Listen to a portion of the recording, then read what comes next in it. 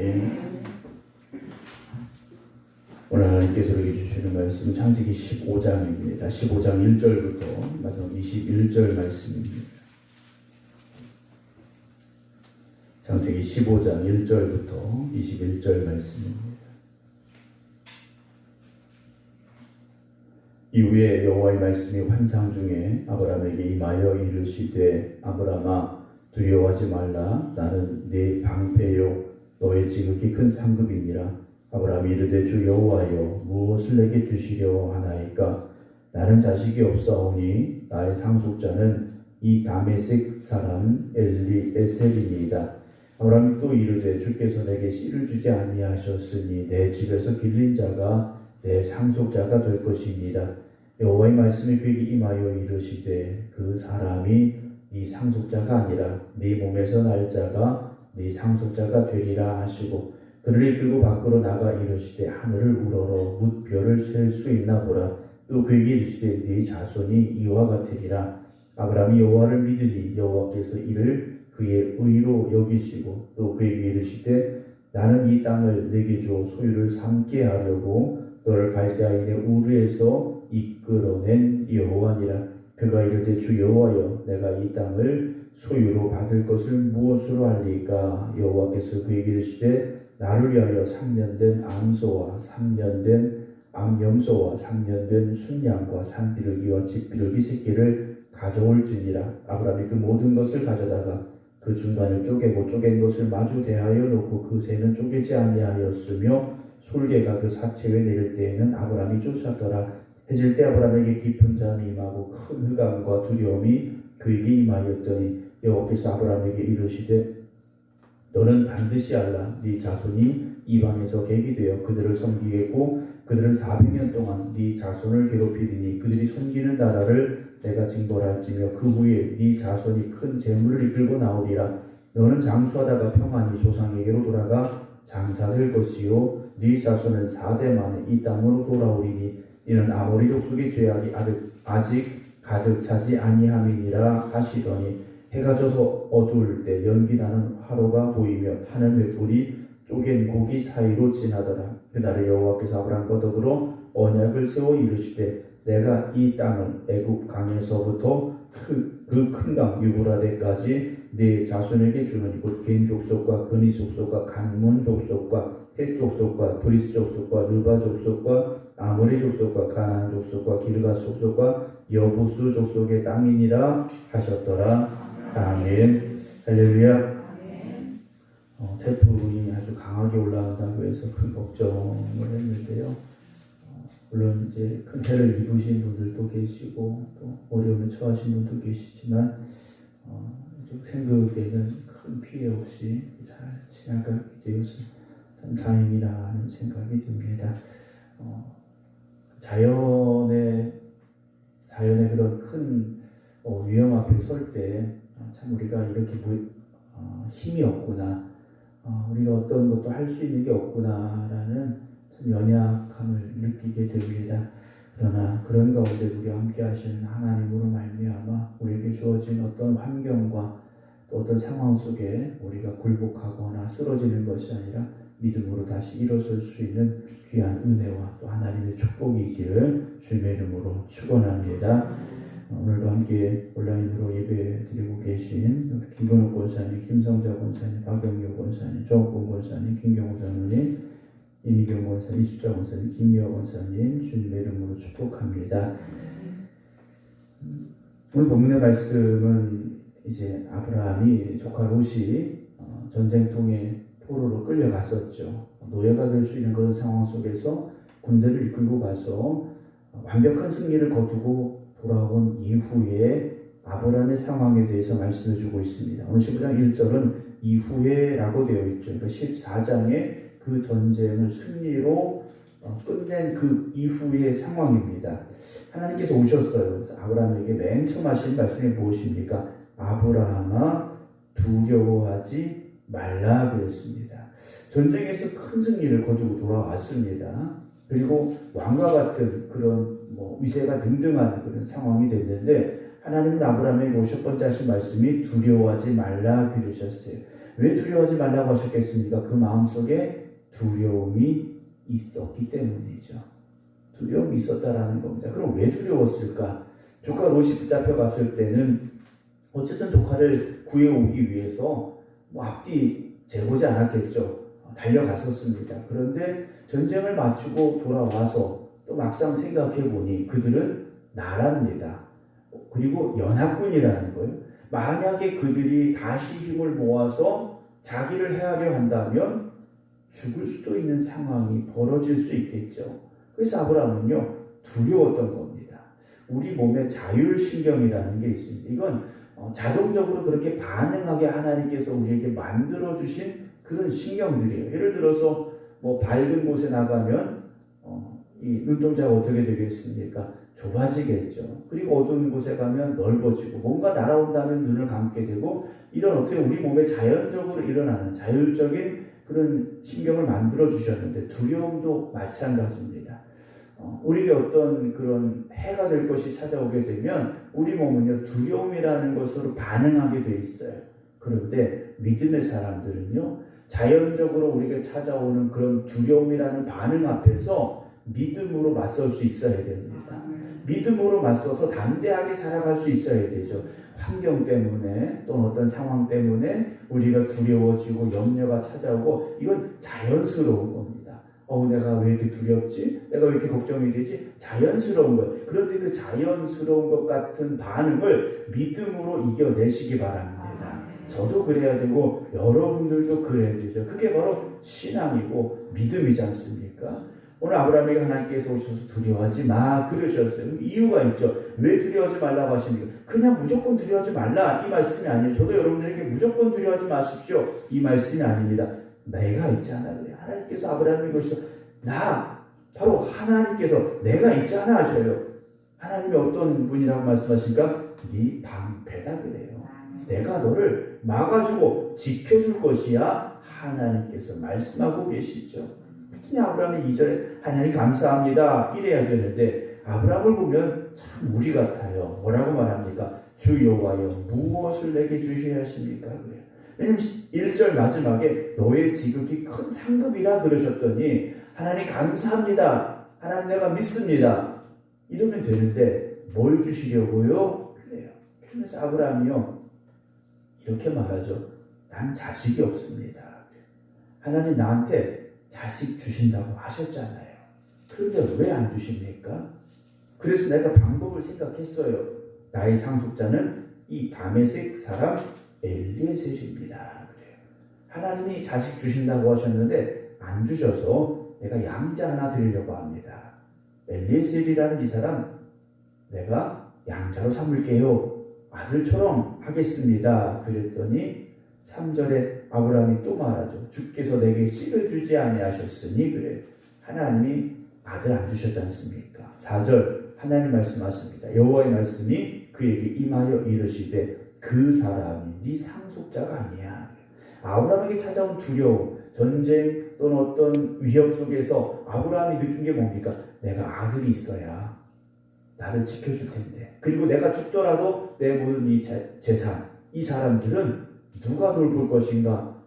그래서 상속자가 필요하구나. 그런데 하나님 안 주시니까 내 나이는 자꾸 들어가고 더 기다릴 수 없으니까 양자를 드리자.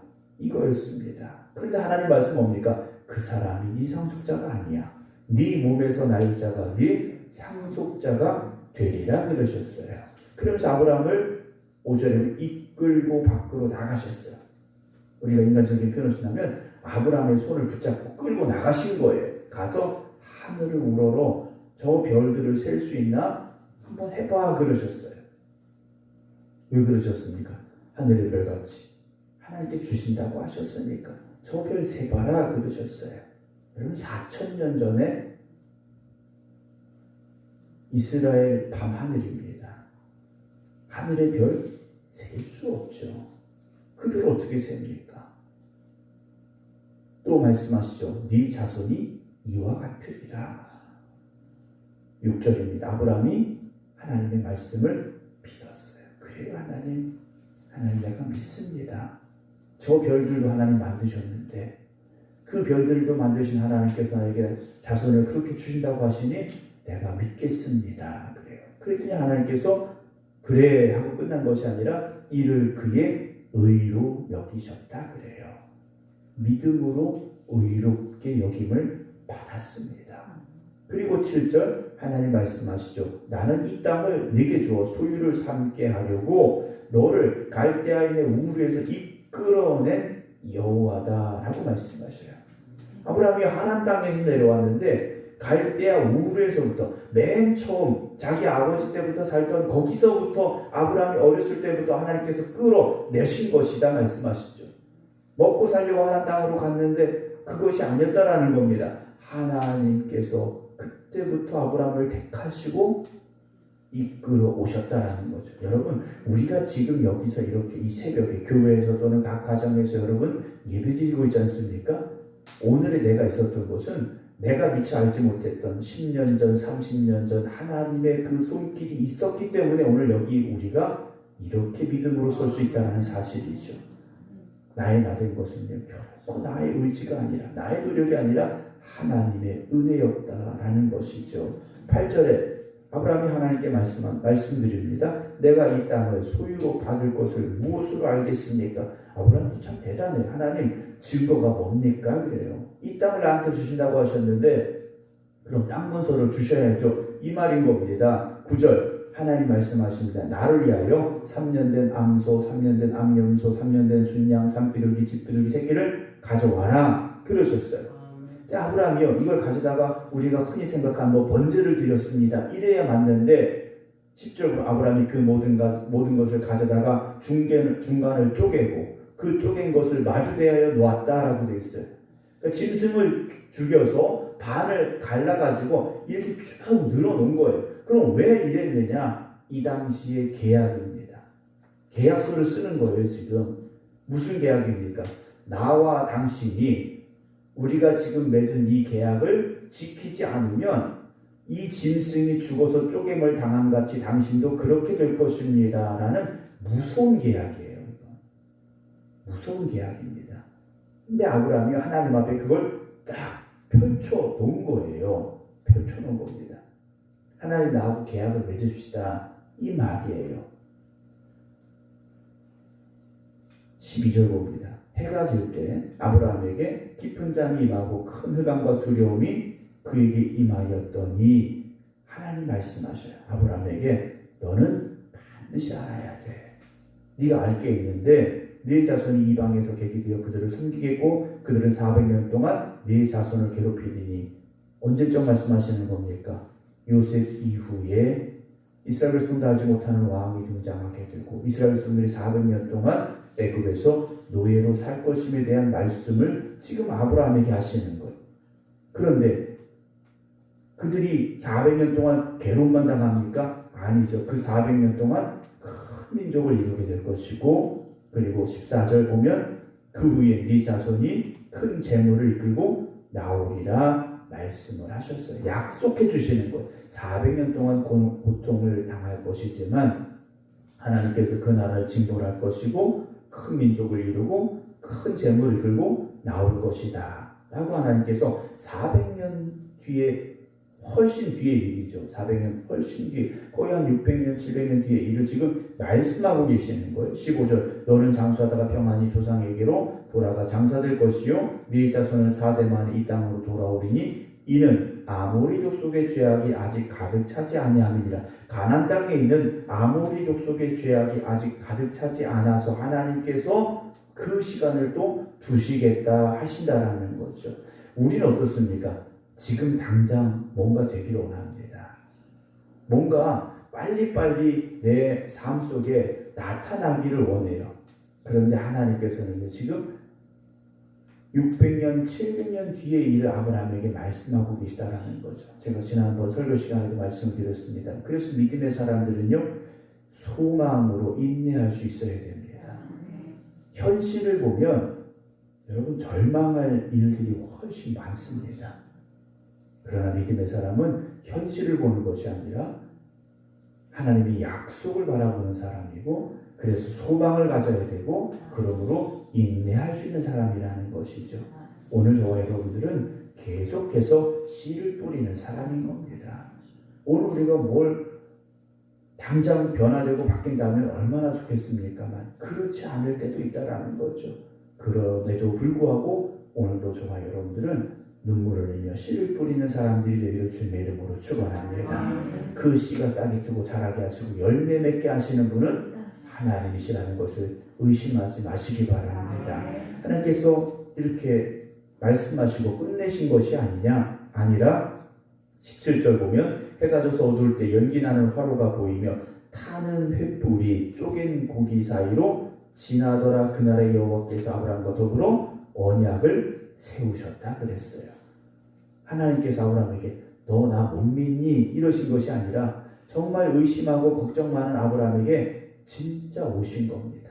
타는 횃불이 그 고기 사이로 쪼개놓은 그 고기 사이로 지나갔더라는 거죠. 그 말씀 뭡니까? 하나님께서 약속을 맺어 주신 겁니다. 걱정 많은 아브라함에게 그래 내가 이 약속 지켜주마. 하나님께서 아브라함에게 오셨더라는 것이죠. 물론 오늘 우리가 하나님과 그런 언약을 맺자라는 것은 아닙니다. 하나님은 그렇게 하지 아니하셔도 이미 우리에게 약속해 주셨다라는 사실을 믿으시기 바랍니다. 하나님의 약속은 변함이 없으십니다. 사람의 약속은 깨질 수 있고 어길 수도 있고 하지만 하나님의 약속은 반드시 이루어집니다. 어디에 그 약속이 있습니까? 하나님의 말씀 속에 여러분들 향한 약속이 있음을 믿으시기 바랍니다. 하나님은 오늘도 여러분들과 함께 하실 것이고 여러분들의 삶을 이끌어 가실 것이고 여러분들을 사랑하시고 축복하시는 하나님이 되심을 믿으시기 바랍니다. 그래서 오늘도 그 약속 믿고 믿음의 소망을 가지고 오늘 이 하루를 이겨낼 수 있는 저와 여러분들이 되기를 주님의 이름으로 축원합니다. 기도하겠습니다. 너무나도 우리를 사랑하시기에 독생자 예수 그리스도를 이 땅에 보내시기까지 우리에 대한 사랑을 보여주신 아버지 하나님, 그러나 우리는 오늘도 하나님의 약속을 의심합니다. 우리에게 주어진 현실 속에서 절망하고 좌절합니다. 오늘 깨어 기도드리는 모든 성도들에게 다시금 하나님의 약속을 믿는 그 믿음이 회복되게 하여 주시옵소서.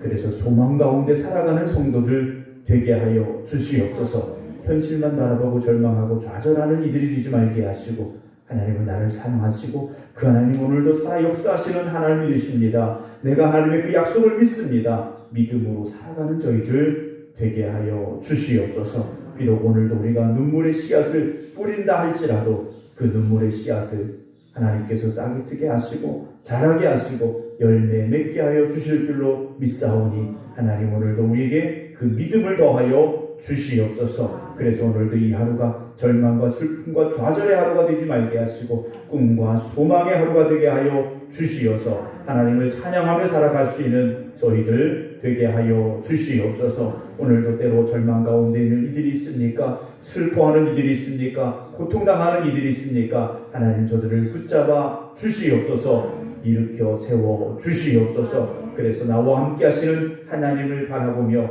하나님의 자녀다운 하나님 주는 은혜 가운데 살아갈 수 있는 귀한 삶이 되게 하여 주시옵소서. 이제는 우리 주 예수 그리스도의 은혜와 아버지 하나님의 극진하신 사랑하심과 성령님의 감동 감화교통하심이 오늘도 하나님만 바라보며 이 하루를 살아가겠습니다. 기도드리는 모든 성도들 위해 이제부터 영원토록 함께 하시기를 간절히 축원하옵나이다.